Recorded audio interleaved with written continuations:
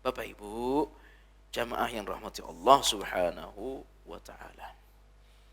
Kemudian Rasulullah sallallahu alaihi wasallam juga menyebutkan kepada kita tentang tidaklah manusia beranjak menuju surga atau neraka, ya. Tidaklah manusia beranjak ke surga atau ke neraka, insya Allah yang di hadapan saya ini kakinya akan beranjak ke surga semua. Amin ya rabbal alamin. Termasuk ustadznya mudah-mudahan. La tazala qadama abdin hatta yas'alu anhu an arba'in, kata Nabi. Tidak akan beranjak kaki-kaki manusia dari padang mahsyar menuju surga atau neraka hatta yus'alu anhu an arba'in, sebelum ditanya kepadanya 4 perkara. Ya? Apa 4 perkara itu, Bu, Pak? Yang pertama tentang umurnya, bagaimana dia menghabiskan umurnya. Ini akan ditanya di padang mahsyar. Saya ulangi. Tidak akan beranjak kaki manusia menuju surga atau ke neraka dari padang mahsyar sebelum ditanya kepadanya 4 perkara. Yang pertama adalah tentang umurnya. Bagaimana dia menghabiskan umurnya? Ada yang sudah umur 60 di sini? 66. Berarti nanti ditanya dari umur 12 ke 66 berapa tahun tuh? 66 kurangi 12 48. 66 kurangi 12 54. Tuh ditanya tuh. Ibu selama 54 tahun ngapain? Ditanya semua.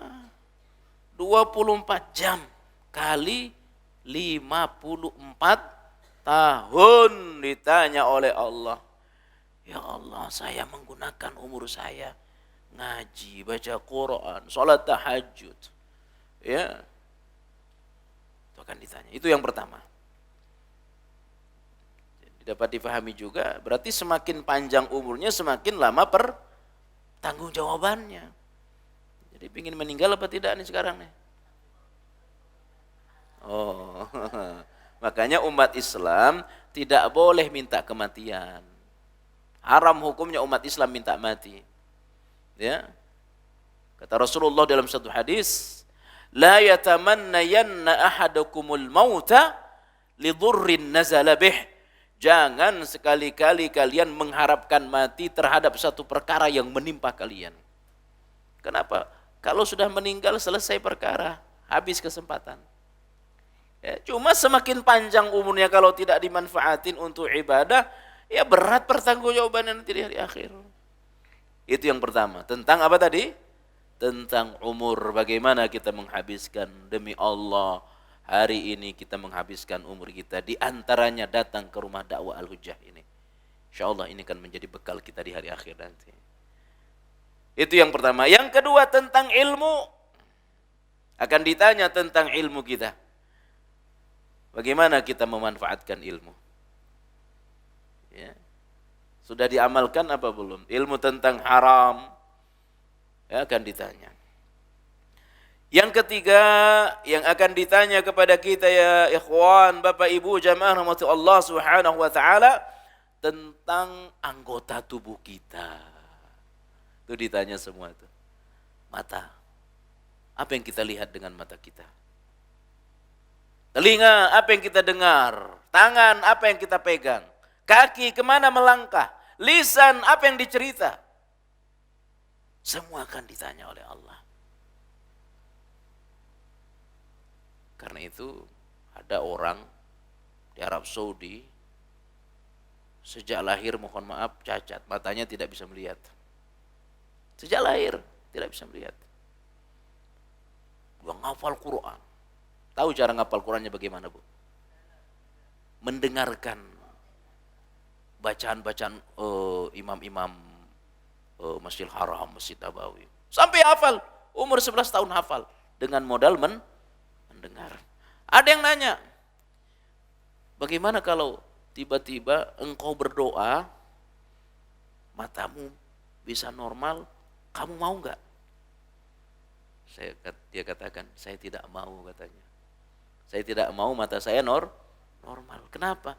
Saya takut kalau mata saya normal, saya melihat sesuatu yang diharamkan oleh Allah, hafalan saya rusak. Dia tidak mau karena takut matanya berdosa kepada Allah. Subhanallah. Jadi yang ketiga tentang apa tadi? Tentang anggota tubuh, anggota badan. Ditanya di hari akhir di padang mahsyar. Ya, subhanallah. Makanya kata Rasulullah itu, hakikat wudu itu apa sih? Terlihat sih wudu ngebersihin debu, ya. Tapi inti dari wudu saat kita membasuh muka keluar tuh dosa dari mata. Saat kita masukkan air ke dalam mulut keluar dosa dari lisan. Masukkan air ke telinga keluar dosa dari telinga. Itu kalau kita lihat dosa itu keluar, nggak mau kita wudu bareng orang tuh. Benar kan? Tiba-tiba keluar dosa gibah. Oh, ketahuan suka menggibah. Tiba-tiba keluar dosa dari mata, suka melihat apa? Foto haram. Nggak mau kita wudu dekat orang. Ya. Tapi sebenarnya kata Rasulullah, ketika kita wudu itu dosa kita berguguran. Apalagi bersama tetesan air, tetesan terakhir. Keluar dosa-dosa kita. Cuma Allah sayang sama kita, tidak diperlihatkan kepada orang lain. Nah, ini yang ketiga. Yang keempat, apa kira-kira yang akan ditanya di padang mahsyar? Harta. Ilmu ditanya satu, umur ditanya satu, anggota badan ditanyanya harta dua tanyanya. Dari mana untuk apa? Itu akan ditanya. Dari mana kita membeli itu? Ya? Akan ditanya semua. Kamu punya rumah dari mana ini? Ya? Dari mana? Kelihatan enggak kerja kok punya rumah mewah? Akan ditanya. Manusia enggak bisa mengungkap. Manusia enggak boleh curiga, bisa jadi dia punya usaha tidak terlihat. Tapi nanti diungkap di padang mahsyar. Ya.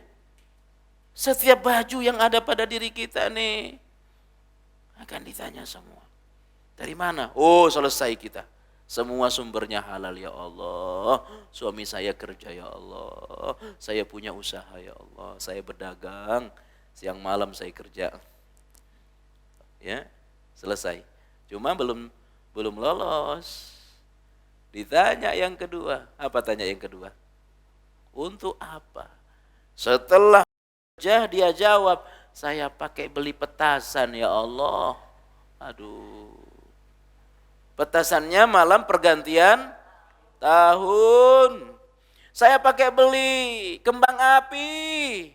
Ini kira-kira bisa membantu ke surga apa tidak? Ya Allah, setelah dia ditanya dari mana sumber ini, halal, saya kerja. Tapi untuk apa?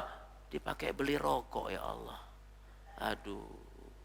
Ini kalau jawabannya pakai beli rokok, ngantar ke surga apa tidak nih? Ini kalau direnungkan oleh setiap orang, saya yakin, mohon maaf, nggak mau orang lagi ngerokok. Kalau bayangannya padang mahsyar, akan malulah dia kepada Allah. Kalau dia menjawab, hartanya dia gunakan beli apa tadi? Beli rokok. Coba, saya manfaatkan untuk membeli baju istri saya. Masya Allah, gagah di hadapan Allah.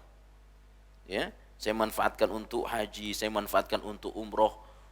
Saya untuk umroh orang tua saya, untuk umroh adik kakak saya. Subhanallah, gagah di hadapan Allah. Ya, jadi ini banyak yang tidak lolos. Ya, yang pertanyaan tentang harta. Ketika dia lolos pada yang pertama, karena memang dia bekerja, ya. Cuma memang kalau sudah tidak lolos yang pertama, itu mau digunakan untuk apapun nggak lolos itu. Hasil harta korupsi, pakai haji, sah apa tidak hajinya? Ya, uang orang, mestinya hak orang tapi tidak dikasih. Lalu dia pakai kasih kepada orang lain, dia dermawan kepada orang lain, diterima apa tidak? Tidak. Innallaha thayyibun la yaqbalu illa thayyiba. Allah itu maha baik, dia tidak menerima kecuali yang baik-baik. Ada orang korupsi 1 miliar, dia umrahin 2 orang hanya 80 juta. Sah apa tidak umrohnya? Kalau di orang ini enggak tahu, yang diumrohin tidak tahu kalau itu uang korupsi, sah apa tidak? Sah-sah saja. Tapi dosa besar bagi yang berangkatin ini. Ya, tapi insya Allah yang di hadapan saya ini semua adalah orang-orang yang memiliki tanggung jawab kepada keluarga. Kita adalah orang-orang yang memang bekerja keras, cerdas, ikhlas, sehingga kita berikan harta kita untuk keluarga kita.